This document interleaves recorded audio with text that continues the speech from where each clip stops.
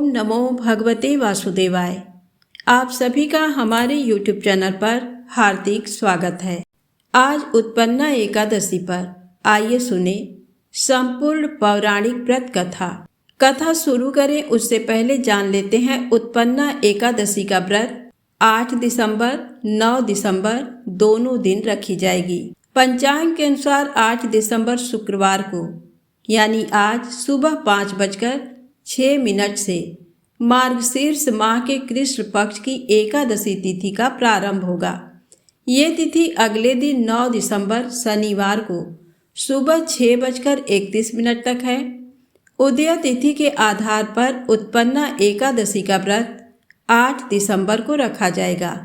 इस दिन गृहस्थ लोग उत्पन्ना एकादशी का व्रत रखेंगे और पूजा पाठ करेंगे, जबकि वैष्णव जन उत्पन्ना एकादशी का व्रत 9 दिसंबर को रखेंगे। तो आइए सबसे पहले शुरू करते हैं प्रथम पूज्य गणेश जी की पौराणिक कथा। गणेश जी को प्रथम देव माना गया है। शुभ कार्य करने से पहले भगवान गणेश जी का ध्यान किया जाता है। माना जाता है कि किसी भी शुभ कार्य करने से पूर्व गणेश जी की वंदना और स्तुति से कार्य में आने वाले विघ्न समाप्त हो जाते हैं।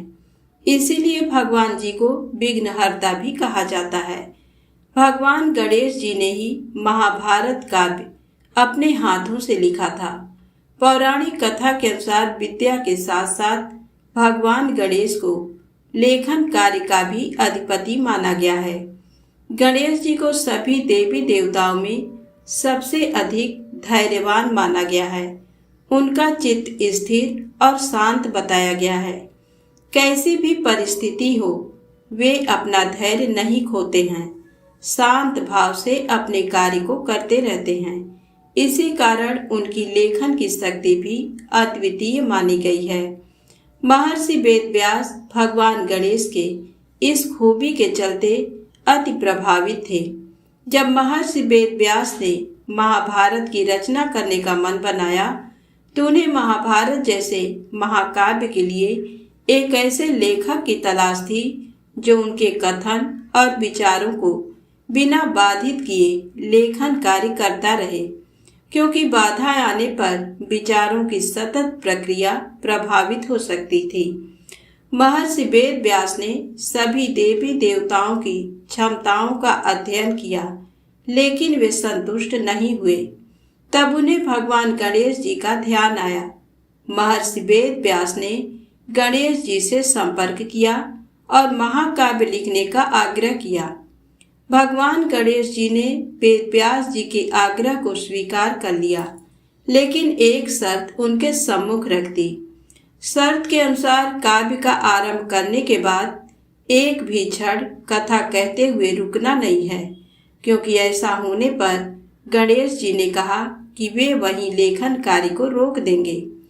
गणेश जी की बात को महर्षि वेदव्यास ने स्वीकार कर लिया, लेकिन उन्होंने भी एक शर्त गणेश जी के सामने रख दी। महर्षि वेदव्यास जी ने कहा कि बिना अर्थ समझे वे कुछ नहीं लिखेंगे। इसका अर्थ ये था कि गणेश जी को प्रत्येक वचन को समझने के बाद ही लिखना होगा। गणेश जी ने महर्षि वेदव्यास की इस शर्त को स्वीकार कर लिया। इसके बाद महाभारत महाकाव्य की रचना आरंभ हुई। कहा जाता है कि महाभारत के लेखन कार्य पूर्ण होने में 3 वर्ष का समय लगा। इन 3 वर्षों में गणेश जी ने एक बार भी महर्षि वेदव्यास जी को एक पल के लिए भी नहीं रोका। वहीं महर्षि ने भी अपनी शर्त पूरी की। इस तरह से महाभारत पूर्ण हुआ। तो प्रेम से बोले गणेश जी महाराज की जय हो। अब आइए सुने 11 माता की पौराणिक कथा। एक बार एक राज्य में एक राजा रहा करता था। राजा बहुत ही बुद्धिमान और बलशाली था। राजा सदैव अपनी प्रजा का बहुत अच्छे से ध्यान रखता था। प्रजा भी अपने राजा को बहुत पसंद करती थी। राजा की 2 बेटियां थीं। राजा अपनी दोनों बेटियों से बहुत प्रेम करता था।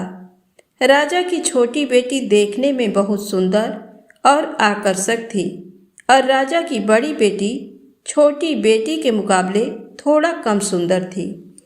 राजा की छोटी बेटी ग्यारस माता की पूजा किया करती थी और सभी लोग राजा की छोटी बेटी से बहुत प्रेम करते थे और बहुत प्रशंसा किया करते थे। राजा भी अपनी छोटी बेटी को बड़ी बेटी से अधिक प्रेम करता था, जिस कारण राजा की बड़ी बेटी को अपनी छोटी बहन से बहुत नफरत होने लगी थी। राजा की दोनों बेटियां जब बड़ी हो गईं, तब एक पड़ोस राज्य में रहने वाला राजकुमार राजा की बड़ी बेटी के लिए रिश्ता लेकर आया। लेकिन जैसे ही उस राजकुमार की नज़र राजा की छोटी बेटी पर पड़ी, तो वह राजकुमार राजा की छोटी बेटी पर आकर्षित हो गया और उससे पहली नज़र में प्रेम कर बैठा। उस राजकुमार ने राजा की बड़ी बेटी के साथ विवाह करने से मना कर दिया और उसने राजा से कहा कि मैं आपकी छोटी बेटी से विवाह करना चाहता हूँ। जिसके बाद राजा की बड़ी बेटी ये देखकर अपनी छोटी बहन से बहुत क्रोधित हो गई और राजा की बड़ी बेटी ने अपनी छोटी बहन को अपना सबसे बड़ा दुश्मन मान लिया। राजा की बड़ी बेटी ने अपनी छोटी बहन से बदला लेने का निर्णय किया, जिसके लिए उसने अपनी छोटी बहन को जान से मारने का प्लान बनाया।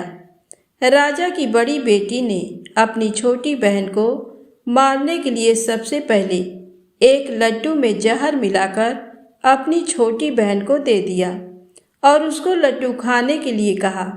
लेकिन लड्डू खाने के बाद भी छोटी बहन को कुछ नहीं हुआ। बड़ी बहन ये देखकर बहुत आश्चर्यचकित हो गई, लेकिन बड़ी बहन ने हार नहीं मानी और उसने जब रात में छोटी बहन अपने कमरे में सो रही थी, तब एक मटके में सांप रखकर उसे कमरे में छोड़ दिया। लेकिन सांप भी छोटी बहन का कुछ नहीं कर पाया। जिसके बाद बड़ी बहन ने अपनी छोटी बहन से कहा कि चलो हम लोग कुएं में से पानी भरकर लाते हैं।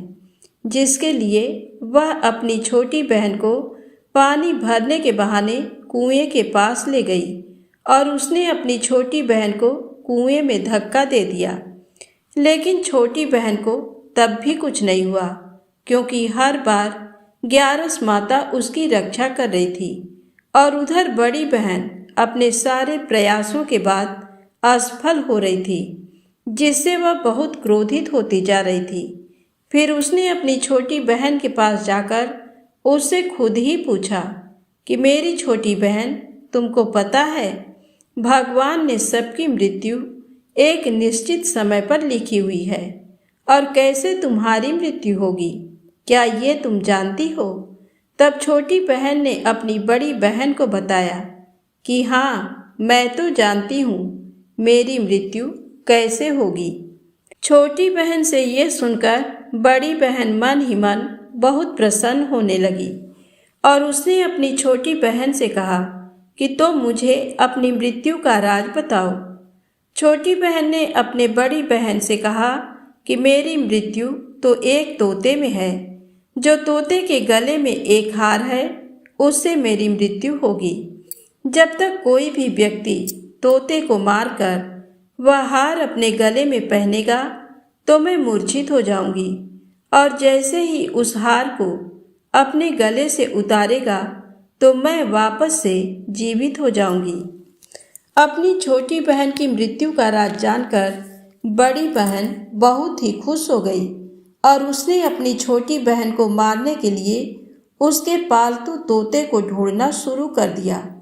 और छोटी बहन को इस बात का आभास हो गया था कि कोई उसकी जान लेना चाहता है, जिसके लिए वह अपने पिताजी के पास गई और उसने अपने पिताजी से कहा कि पिताजी, मेरी मृत्यु के बाद आप मुझे जलाइएगा मत, बल्कि आप मुझे अपनी पुरानी वाली हवेली में एक पलंग में लिटाकर छोड़ दीजिएगा। अपनी छोटी लड़की की ये बात सुनकर राजा बहुत आश्चर्यचकित हो गए। राजा ने अपनी छोटी बेटी से पूछा, बेटी, तुम ये क्या कह रही हो? तब राजा की छोटी बेटी ने बताया, पिताजी, समय किसी के लिए नहीं रुका है, कब क्या हो जाए किसी को कुछ पता नहीं है। और फिर राजा ने अपनी छोटी बेटी से कहा कि तुम ऐसी बातें क्यों कर रही हो, 2-3 दिन में तो तुम्हारा विवाह है।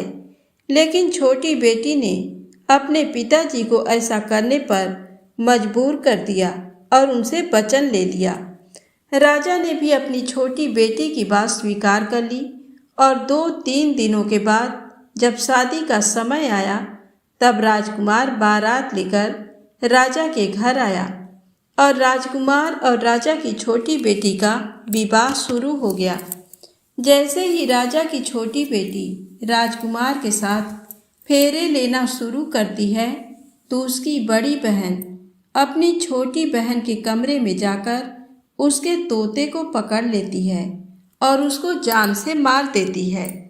तोते की गले में जो हार था उसको अपने गले में धारण कर लेती है। जैसे ही बड़ी बहन उस हार को अपने गले में धारण करती है तो उधर छोटी बहन 3.5 ही फेरे ले पाती है और वहीं पर बेहोश होकर गिर जाती है। जिसके बाद राजा ने बड़े बड़े वैद्य हकीमों को बुलवाया और अपनी छोटी बेटी का इलाज करने के लिए कहा। राजा की बात सुनकर वैद्य ने छोटी बेटी को जब चेक किया तो राजा को बताया कि आपकी छोटी बेटी ना तो जीवित है और ना ही मरी हुई है। ये मैं ऐसा पहली बार देख रहा हूँ। राजा ने वैद्य और हकीम को ये बात बाहर बताने से मना कर दिया और उनको कहा कि अगर तुमने ये बात किसी को बाहर बताई तो हम तुम्हें फांसी दे देंगे। राजा ने अपनी छोटी बेटी को पुराने महल में ले जाकर एक पलंग पे लिटा दिया और वहाँ कुछ सैनिक को तैनात कर दिया। वापस अपने महल पर आ गया। राजा की बड़ी बेटी अपने पिताजी के पास आई और कहने लगी कि पिताजी, अगर ये शादी संपन्न नहीं हुई तो आपकी इज्जत का क्या होगा? आप कहें तो मैं आपकी इज्जत बचाने के लिए राजकुमार से शादी करने के लिए तैयार हूँ। जिसके बाद राजा ने अपनी बड़ी बेटी की बात मान ली और राजा ने बड़ी बेटी को छोटी बेटी के कपड़े पहनाकर मंडप पर भेज दिया। लेकिन राजकुमार ये जान गया कि ये राजा की छोटी बेटी नहीं है, बल्कि ये राजा की बड़ी बेटी है। लेकिन जब राजकुमार ने शादी करने से मना किया तो सभी लोगों ने राजकुमार को विवश करके राजा की बड़ी बेटी से बचे हुए फेरों को संपन्न करा दिया और विवाह करवा दिया। जिसके बाद राजकुमार राजा की बड़ी बेटी को अपने महल ले गया। राजकुमार राजा की बड़ी बेटी से ना तो बात करता था, ना ही उसको पसंद करता था और ना ही उसके आसपास भटकता था। और राजकुमार ने यह फैसला लिया था कि वह अपनी प्रेमिका को ढूंढ कर रहेगा और ये जानकर रहेगा कि उसके साथ हुआ क्या है। एक दिन राजकुमार अपने घोड़े पर सवार होकर राजा के पुराने महल के पास पहुंच गया, जहां पर उसने कुछ सैनिकों को देखा। महल के पास पहुंचकर राजकुमार ने जब महल को ध्यान से देखा तो वह समझ गया कि ये तो हमारे ससुर जी का महल है। तब राजकुमार ने सैनिकों से पूछा, तुम लोग यहाँ क्या कर रहे हो और इस महल के अंदर उस पलंग में कौन लेटा है? जिसके बाद सैनिकों ने बताया कि यहाँ पर राजा की छोटी बेटी लेटी है। ये सुनकर राजकुमार बहुत प्रसन्न हो गया और वह तुरंत अपनी प्रेमिका के पास पहुँच गया और उसकी सेवा करने लगा। जैसे ही रात हुई तो राजा की छोटी बेटी उठकर खड़ी हो गई।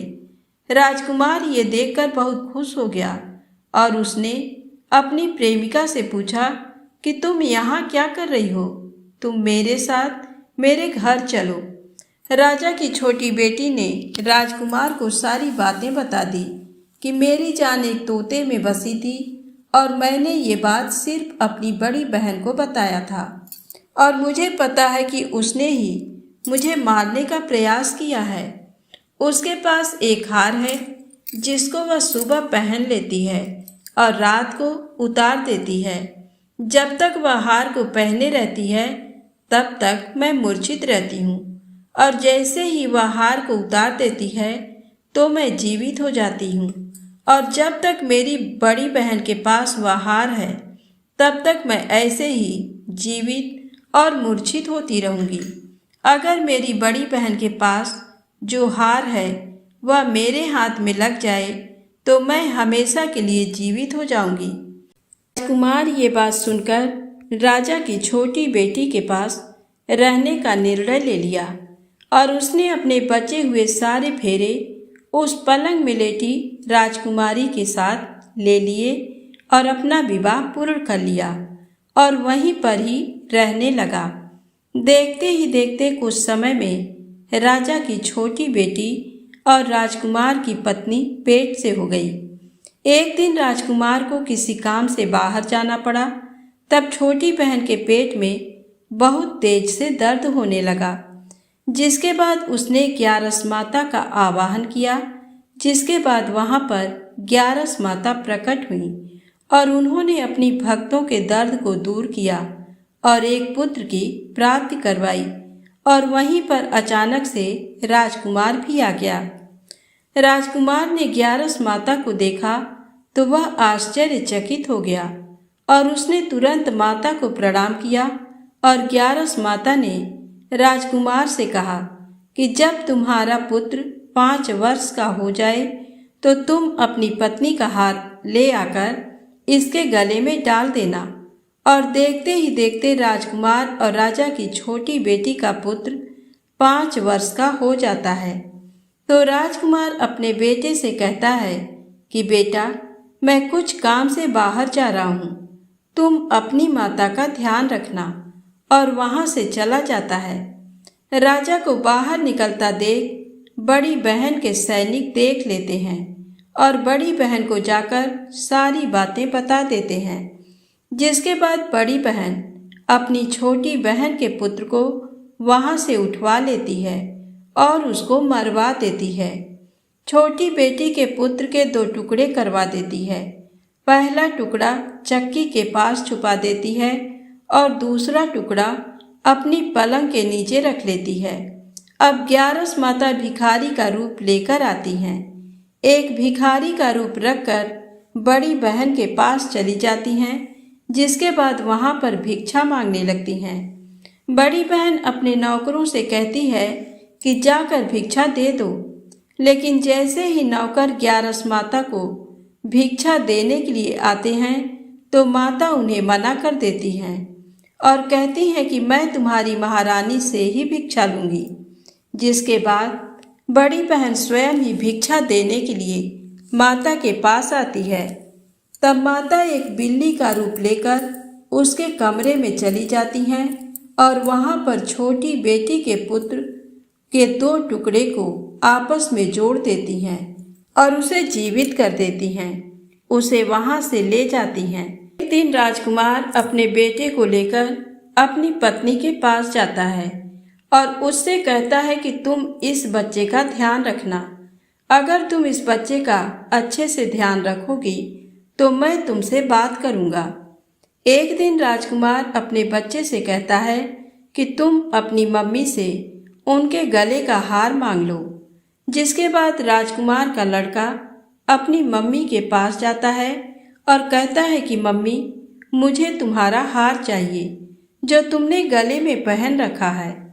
ये सुनकर पहले तो बड़ी बहन बहुत क्रोधित होती है, पर उसको ये याद आता है कि राजकुमार ने कहा था कि अगर मैं इस बच्चे का ध्यान अच्छे से रखूंगी तो वह मुझसे बात करेंगे। जिसके कारण वह हार को उस बच्चे को दे देती है और वह तुरंत हार को ले जाकर अपने पिताजी को दे देता है।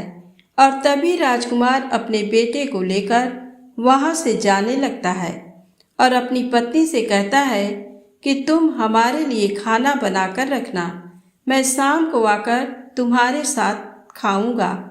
और वह अपने बेटे को लेकर वहाँ से चला जाता है। जिसके बाद वह राजा के पास जाता है और उनको सारी बातें बता देता है।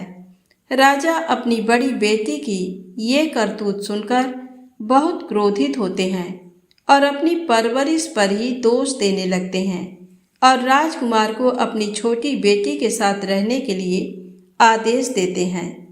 तो प्रेम से बोले 11 माता की जय हो। अब आइए सुने उत्पन्ना एकादशी व्रत की पौराणिक कथा।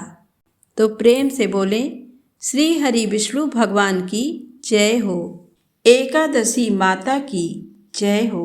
युधिष्ठिर कहने लगे कि हे भगवान, आपने हजारों यज्ञ और लाख गोदान को भी एकादशी व्रत के बराबर नहीं बताया, सो ये तिथि सब तिथियों से उत्तम कैसे हुई, ये बताइए।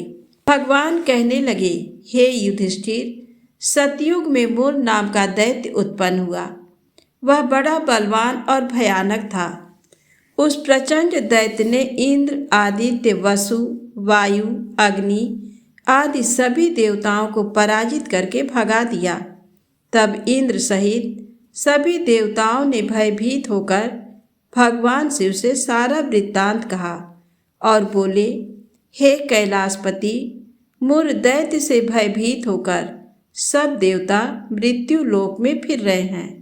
तब भगवान शिव ने कहा, हे देवताओं, तीनों लोकों के स्वामी, भक्तों के दुखों का नाश करने वाले भगवान विष्णु की शरण में जाओ, वे ही तुम्हारे दुखों को दूर कर सकते हैं। शिव जी के ऐसे वचन सुनकर सभी देवता क्षीर सागर में पहुँचे। वहाँ भगवान को शयन करते देख हाथ जोड़कर उनकी स्तुति करने लगे कि हे देवताओं द्वारा स्तुति करने योग्य प्रभु, आपको बारंबार नमस्कार है। देवताओं की रक्षा करने वाले मधुसूदन, आपको नमस्कार है। आप हमारी रक्षा करें। दैत्यों से भयभीत होकर हम सब आपकी शरण में आए हैं। आप इस संसार के कर्ता, माता पिता, उत्पत्ति और पालन करता और संहार करने वाले हैं। सबको शांति प्रदान करने वाले हैं। आकाश और पाताल भी आप ही हैं। आप सर्वव्यापक हैं। आपके सिवा तीनों लोकों में चर तथा अचर कुछ भी नहीं है। हे भगवान, दैत्यों ने हमको जीतकर स्वर्ग से भ्रष्ट कर दिया है और हम सब देवता इधर उधर भागे भागे फिर रहे हैं। आप उन दैत्यों से हम सबकी रक्षा करें। इंद्र के ऐसे वचन सुनकर भगवान विष्णु कहने लगे कि हे इंद्र, ऐसा मायावी दैत्य कौन है जिसने सब देवताओं को जीत लिया है? उसका नाम क्या है? उसमें कितना बल है और किसके आश्रय में है तथा उसका स्थान कहाँ है? ये सब मुझसे कहो। भगवान के ऐसे वचन सुनकर इंद्र बोले, भगवान, प्राचीन समय में एक नाड़ी जंग नामक राक्षस था। उसके महापराक्रमी और लोक विख्यात मूर नाम का एक पुत्र हुआ। उसकी चंद्रावती नाम की नगरी है। उसी ने सब देवताओं को स्वर्ग से निकालकर वहां अपना अधिकार जमा लिया है। उसने इंद्र, अग्नि, वरुण, यम, वायु, ईश, चंद्रमा, नैऋत आदि सबके स्थान पर अधिकार कर लिया है। सूर्य बनकर स्वयं ही प्रकाश करता है, स्वयं ही मेघ बन बैठा है और सबसे अजेय है। हे असुर निकंदन, उस दुष्ट को मारकर देवताओं को अजेय बनाइए। ये वचन सुनकर भगवान ने कहा, हे देवताओं, मैं शीघ्र ही उसका संहार करूँगा। तुम चंद्रावती नगरी जाओ। इस प्रकार कहकर भगवान सहित सभी देवताओं ने चंद्रावती नगरी की ओर प्रस्थान किया। उस समय दैत्य मूर सेना सहित युद्ध भूमि में गरज रहा था। उसकी भयानक गर्जना सुनकर सभी देवता भय के मारे चारों दिशाओं में भागने लगे। जब स्वयं भगवान रणभूमि में आए तो दैत्य उन पर भी अस्त्र शस्त्र आयुध लेकर दौड़े। भगवान ने उन्हें सर्प के समान अपने बाणों से बींध डाला। बहुत से दैत्य मारे गए, केवल मूर बचा रहा। वह अविचल भाव से भगवान के साथ युद्ध करता रहा। भगवान जो भी तीक्ष्ण बाण चलाते वह उसके लिए पुष्प सिद्ध होता। उसका शरीर छिन्न भिन्न हो गया, किंतु वह लगातार युद्ध करता रहा। दोनों के बीच मल्ल युद्ध भी हुआ। 10,000 वर्ष तक उनका युद्ध चलता रहा, किंतु मुर नहीं हारा। थककर भगवान बद्रिकाश्रम चले गए। वहां हेमवती नामक सुंदर गुफा थी। उसमें विश्राम करने के लिए भगवान उसके अंदर प्रवेश कर गए। ये गुफा 12 योजन लंबी थी और उसका एक ही द्वार था। विष्णु भगवान वहां योग निद्रा की गोद में सो गए। मुर भी पीछे पीछे आ गया और भगवान को सोया हुआ देखकर मारने को उद्यत हुआ। तभी भगवान के शरीर से उज्ज्वल कांतिमय रूप वाली देवी प्रकट हुई। देवी ने राक्षस मुर को ललकारा, युद्ध किया और उसे तत्काल मौत के घाट उतार दिया। श्रीहरि जब योग निद्रा की गोद से उठे तो सब बातों को जानकर उस देवी से कहा कि आपका जन्म एकादशी के दिन हुआ है, अतः आप उत्पन्ना एकादशी के नाम से पूजित होंगी। आपके भक्त वही होंगे जो मेरे भक्त हैं। इस एकादशी का व्रत किस प्रकार करना चाहिए, इस विषय में भगवान ने कहा है कि 10वीं के दिन सिर्फ दिन के वक्त सात्विक आहार करना चाहिए और संध्या काल में दातुन करके पवित्र होना चाहिए। रात्रि के समय भोजन नहीं करना चाहिए और भगवान के स्वरूप का स्मरण करते हुए सोना चाहिए। सुबह स्नान करके संकल्प करना चाहिए और निर्जला व्रत रखना चाहिए। दिन में भगवान विष्णु की पूजा करनी चाहिए। पूजा में धूप, दीप एवं नाना प्रकार की सामग्रियों से भगवान विष्णु को प्रसन्न करना चाहिए। कलुषित विचार को त्याग कर सात्विक भाव धारण करना चाहिए। रात्रि के समय श्री हरि के नाम से दीपदान करना चाहिए। आरती एवं भजन गाते हुए जागरण करना चाहिए। भगवान कहते हैं कि जो व्यक्ति इस प्रकार उत्पन्ना एकादशी का व्रत करता है उसे हजारों यज्ञों के बराबर पुण्य प्राप्त होता है। जो भिन्न भिन्न धर्म कर्म से पुण्य प्राप्त होता है उन सबसे कई गुना अधिक पुण्य इस एकादशी का व्रत निष्ठा पूर्वक करने से प्राप्त होता है। तो प्रेम से बोले श्री हरि विष्णु भगवान की जय हो। एकादशी माता की जय हो। आइए सुने माता लक्ष्मी और विष्णु भगवान की पौराणिक कथा। एक बार भगवान विष्णु जी शेषनाग पर बैठे बैठे बोर हो गए और उन्होंने धरती पर घूमने का विचार मन में किया। वैसे भी कई साल बीत गए थे। धरती पर आए और वह अपनी यात्रा की तैयारी में लग गए।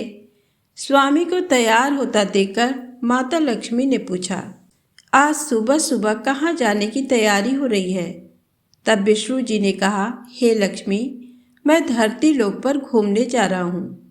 तो कुछ सोचकर माता लक्ष्मी ने कहा, हे प्रभु, क्या मैं भी आपके साथ चल सकती हूँ? भगवान विष्णु ने 2 पल सोचा, फिर कहा, एक शर्त पर तुम मेरे साथ चल सकती हो। तुम धरती पर पहुंचकर उत्तर दिशा की ओर बिल्कुल मत देखना।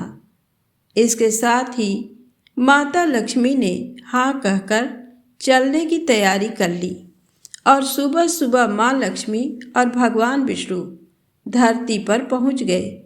अभी सूर्य देवता निकल रहे थे। रात बरसात होकर हटी थी। चारों ओर हरियाली ही हरियाली थी। उस समय चारों ओर बहुत शांति थी और धरती बहुत ही सुंदर दिख रही थी और माँ लक्ष्मी मंत्र मुग्ध होकर धरती को देख रही थी और भूल गई कि पति को क्या वचन देकर आई हैं और चारों ओर देखती हुई कब उत्तर दिशा की ओर देखने लगी पता ही नहीं चला। उत्तर दिशा में माँ लक्ष्मी को एक बहुत ही सुंदर बगीचा नजर आया और उस तरफ से भीनी भीनी खुशबू आ रही थी और बहुत ही सुंदर सुंदर फूल खिले हुए थे। ये एक फूलों का खेत था और माता लक्ष्मी बिना सोचे समझे उस खेत में गईं और एक सुंदर सा फूल तोड़ लाईं। लेकिन ये क्या, जब माता लक्ष्मी भगवान विष्णु के पास वापस आई तो भगवान विष्णु की आंखों में आंसू थे और भगवान विष्णु ने माता लक्ष्मी को कहा कि कभी भी किसी से बिना पूछे उसका कुछ भी नहीं लेना चाहिए और साथ ही अपना वचन भी याद दिलाया। माता लक्ष्मी को अपनी भूल का पता चला तो उन्होंने भगवान विष्णु से इस भूल की माफ़ी मांगी। तो भगवान विष्णु ने कहा कि जो तुमने भूल की है उसकी सज़ा तो तुम्हें ज़रूर मिलेगी। जिस माली के खेत से तुमने बिना पूछे फूल तोड़ा है ये एक प्रकार की चोरी है, इसलिए अब तुम 3 साल तक माली के घर नौकर बनकर रहो। उसके बाद मैं तुम्हें वैकुंठ में वापस बुलाऊंगा। माता लक्ष्मी ने चुपचाप सर झुकाकर हाँ कर दी और माता लक्ष्मी एक गरीब औरत का रूप धारण करके उस खेत के मालिक के घर गई। घर क्या, एक झोपड़ा था और मालिक का नाम माधव था। माधव की बीवी 2 बेटे और 3 बेटियां थीं। सभी उस छोटे से खेत में काम करके किसी तरह से गुजारा करते थे। माता लक्ष्मी जब एक साधारण और गरीब औरत बनकर माधव के झोपड़े पर गईं, तो माधव ने पूछा, बहन तुम कौन हो और इस समय तुम्हें क्या चाहिए? तब माता लक्ष्मी ने कहा, मैं एक गरीब औरत हूँ, मेरी देखभाल करने वाला कोई नहीं है। मैंने कई दिनों से खाना भी नहीं खाया। मुझे कोई भी काम दे दो, साथ में मैं तुम्हारे घर का काम भी कर दिया करूँगी। बस मुझे अपने घर में एक कोने में आसरा दे दो। माधव बहुत ही अच्छे दिल का मालिक था। उसे दया आ गई, लेकिन उसने कहा, बहन मैं तो बहुत ही गरीब हूँ। मेरी कमाई से मेरे घर का खर्च मुश्किल से चलता है, लेकिन अगर मेरी 3 की जगह 4 बेटियाँ होती तो भी मैंने गुजारा करना था। अगर तुम मेरी बेटी बनकर रहो, जैसा रूखा सूखा हम खाते हैं उसमें खुश रह सकती हो तो बेटी अंदर आ जाओ। माधव ने माता लक्ष्मी को अपने झोपड़े में शरण दे दी और माता लक्ष्मी 3 साल उस माधव के घर पर नौकरानी बनकर रही। जिस दिन माता लक्ष्मी माधव के घर आई थी, उससे दूसरे दिन ही माधव को इतनी आमदनी हुई फूलों से कि एक शाम को एक गाय खरीद ली। धीरे धीरे माधव ने काफ़ी ज़मीन खरीद ली और सबने अच्छे अच्छे कपड़े भी बनवा लिए और फिर एक बड़ा पक्का घर भी बनवा लिया। बेटियों और बीबी ने गहने भी बनवा लिए और अब मकान भी बहुत बड़ा बनवा लिया। माधव हमेशा सोचता था कि मुझे ये सब इस महिला के आने के बाद मिला है। इस बेटी के रूप में मेरी किस्मत आ गई है। और अब 2-4 साल बीत गए थे, लेकिन माता लक्ष्मी अब भी घर में और खेत में काम करती थी। एक दिन माधव जब अपने खेतों से काम खत्म करके आया तो उसने अपने घर के सामने द्वार पर एक देवी स्वरूप गहनों से लदी एक औरत को देखा। ध्यान से देखकर पहचान गया, अरे ये तो मेरी मुँह बोली चौथी बेटी यानी वही औरत है, और पहचान गया कि ये तो माता लक्ष्मी है। अब तक माधव का पूरा परिवार बाहर आ गया था और सब हैरान होकर माता लक्ष्मी को देख रहे थे। माधव बोला, हे माँ, हमें माफ़ कर, हमने तेरे से अनजाने में ही घर और खेत में काम करवाया। हे माँ, ये कैसा अपराध हो गया? माँ, हम सबको माफ़ कर दे। अब माता लक्ष्मी मुस्कुराई और बोली, हे माधव, तुम बहुत ही अच्छे और दयालु व्यक्ति हो। तुमने मुझे अपनी बेटी की तरह से रखा, अपने परिवार के सदस्य की तरह रखा। इसके बदले मैं तुम्हें वरदान देती हूँ कि तुम्हारे पास कभी भी खुशियों की और धन की कमी नहीं रहे। तुम्हें सारे सुख मिलेंगे जिसके तुम हकदार हो। और फिर माता अपने स्वामी के द्वारा भेजे रथ में बैठकर बैकुंठ चली गई। इस कहानी से माँ लक्ष्मी का संदेशा है कि जो लोग दयालु और साथ दिल के होते हैं, मैं वहीं निवास करती हूँ। हमें सभी मानवों की मदद करनी चाहिए और गरीब से गरीब को भी कभी भी तुच्छ नहीं समझना चाहिए। तो प्रेम से बोलें, माता लक्ष्मी की जय हो। श्री हरि विष्णु भगवान की जय हो।